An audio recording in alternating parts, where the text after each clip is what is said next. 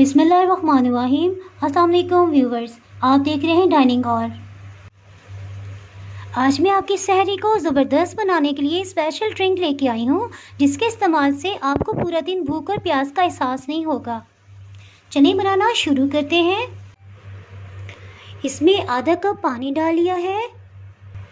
इसमें 2 चम्मच भर के बेसल सीड्स या तुख्मे मलंगा जिसे कहा जाता है, ये डाल देंगे।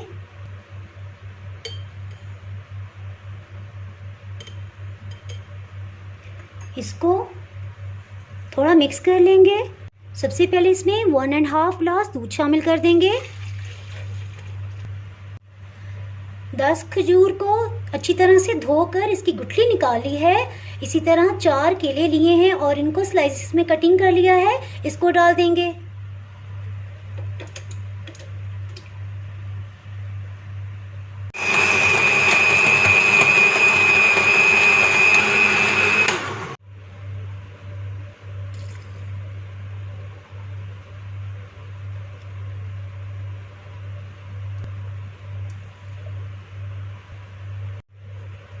बेसिल सीड बहुत अच्छे से फूल गए हैं, इनको ऊपर डाल देंगे।